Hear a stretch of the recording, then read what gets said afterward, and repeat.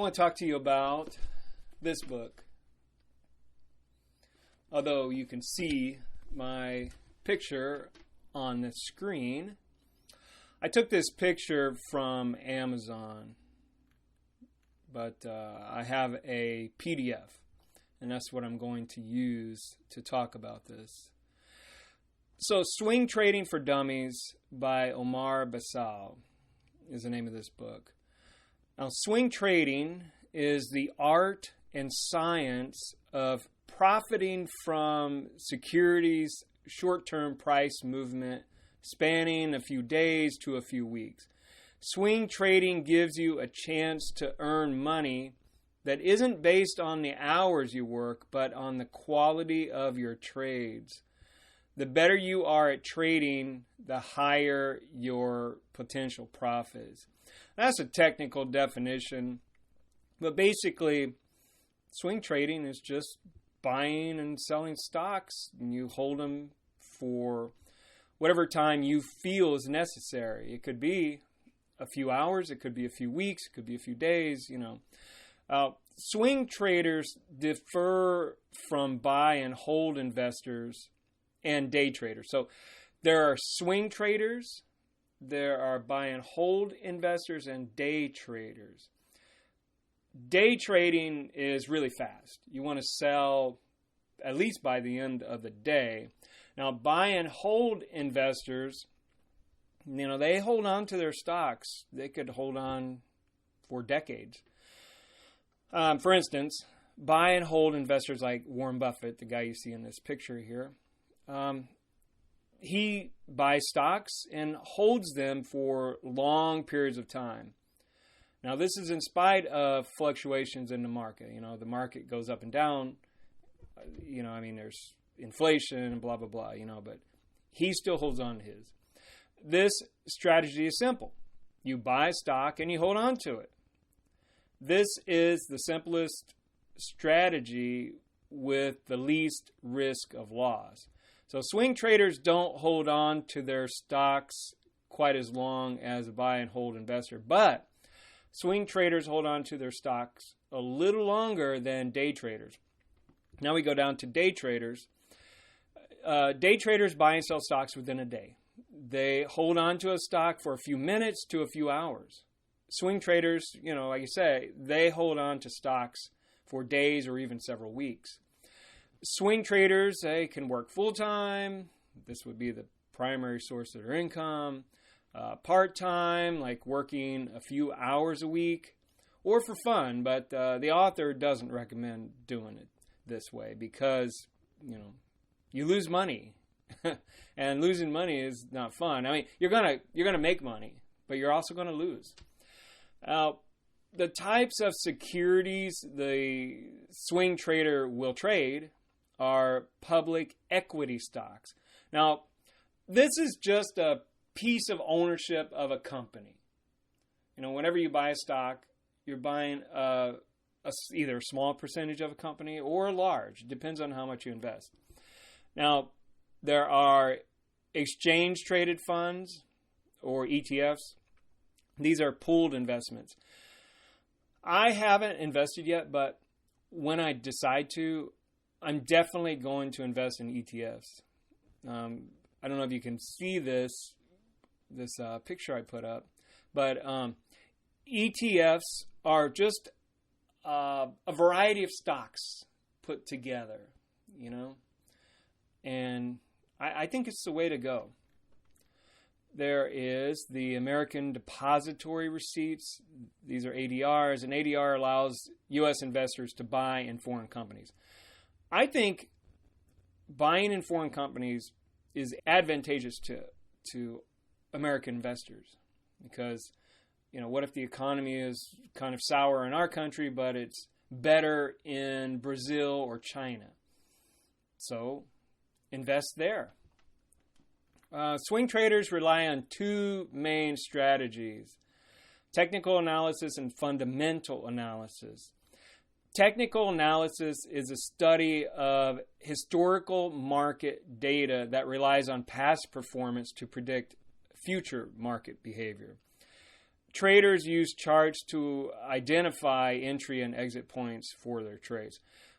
So basically, you are studying the past, the past performance of a company. So I would say probably just go back a year.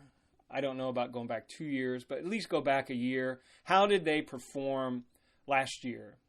And, can you predict how the sales are going to be in the next following year? Like, is there a demand for their product or service?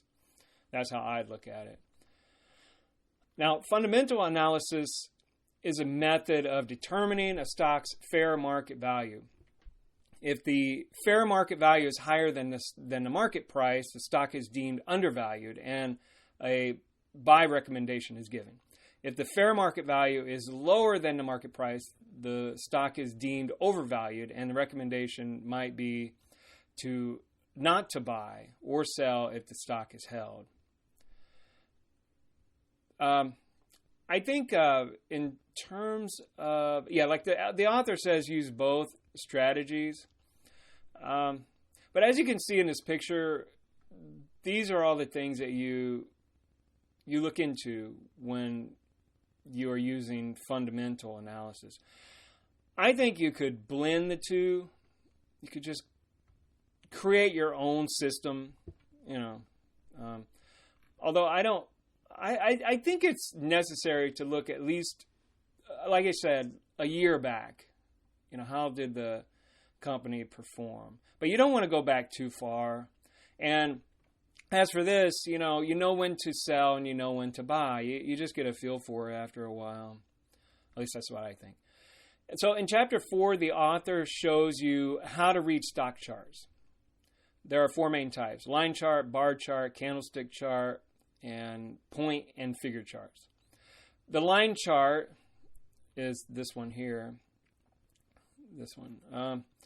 This chart type closes from one period to another, and the resulting chart resembles a line. Critical data is missing. Line charts do, however, allow you to focus on the most critical points of information, the day's closing price. This is the day's closing price right here. Let's see. So as you can see, it went up, and it gradually went down, and then back up again, then back down.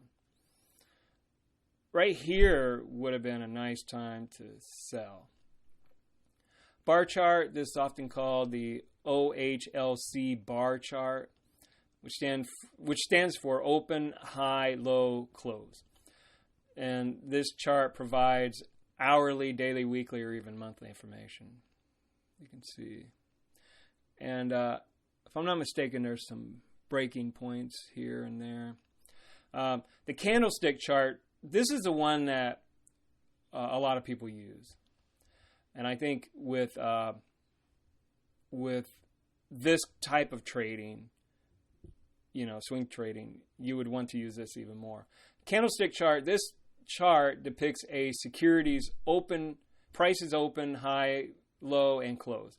Candlestick charts are made up of 2 components: the range between the open and close, which is called the real body, and price movement above and below the body, called shadows. If the security closes higher than its open during that period, a bullish sign, the body is usually white. If the security closes lower than its open during the period, it's a bearish sign.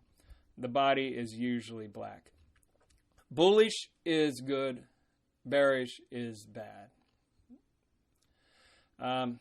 This is the candlestick chart. This is how you read it. And then the last one is point and figure, or P&F chart. This one uses X's and O's to plot security prices, you see. I myself would rather use the candlestick chart, although the line chart isn't too bad either. This one and this one I personally would use. Now, the book goes on into some detail about how to read the charts, but I'm not going to do that right now because there's a lot to it. And you can watch plenty of videos online about this subject. Now, the author offers many tips for swing traders, like full-service brokers or discount broker. You know, there's different types. Also, researching company to invest in, you know, by using software analysis, Yahoo Finance, and investor magazines. These are investor magazines like Barron's, Kiplinger's, The Economist, and so forth. And also how to read financial statements. You can get whole books on this too, like even for dummies, on how to read financial statements. That's very important for an investor. And then basically this video is just an overview. I didn't go into all the detail. You know, I mean, there's a lot more to go into in this book. You know, there's plenty of other, you know, plenty of chapters and subjects. So I recommend you go and you read this stuff for yourself. You know, read the book. Anyway, that's all I got. Talk to you later. Bye.